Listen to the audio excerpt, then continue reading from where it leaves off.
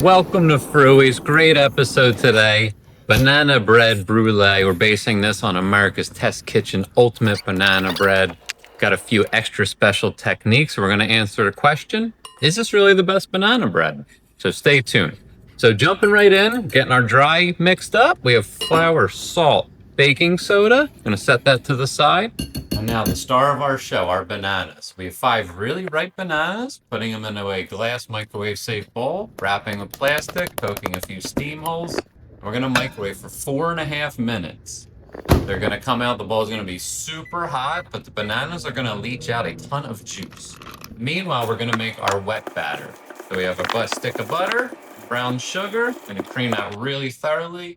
We're gonna have 1 teaspoon of vanilla extract. I usually use more than that, but maybe about a tablespoon. And then 2 eggs. Gonna mix really, really well. Nice job. Then we're gonna pull out our bananas that have been in the microwave. You're gonna see a lot of steam come out. We're then gonna strain them. So you can see I have a bowl with a strainer here. We're gonna mush them down as much as possible, but we're also I make myself laugh. We're also gonna let them sit for about 15 minutes so all that juice can just kind of strain out as much as possible. Whoa, that's crazy. Banana juice.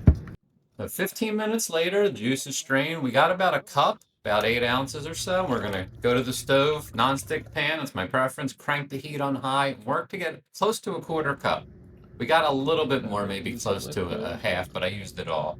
So I'm just putting that in the measuring device, adding that into the mashed bananas, and then adding all of that into the butter, sugar, vanilla, egg mix.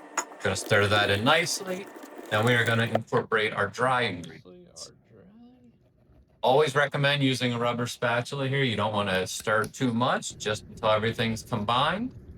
We're gonna give that a couple quick stirs, and then get that into our loaf pan that is lined with parchment.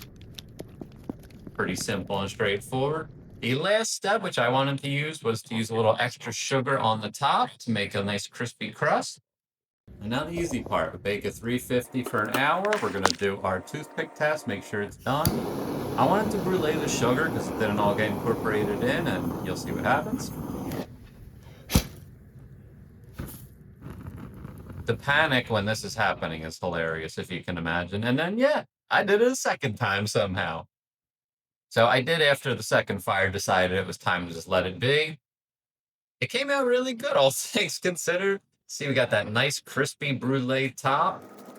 And I have to say, not bad work considering there were multiple fires involved. All right, coming in for a taste. It's falling apart. Probably should let it cool more, but I couldn't wait. Really good. The question is it better than any other banana bread? And I would unfortunately have to say no. It was a really good banana bread, but it wasn't amazing or like at a different level. And considering the extra steps we did probably took 15 to 20 minutes. If we skipped those, we could have had a whole banana bread in the oven in 15 minutes. So I don't think I'd make this again, but it was a good experiment. I'm glad I did it. Other than that, thank you for watching. Like, subscribe, comment. Appreciate all that. We'll see you next week. Take care, everyone.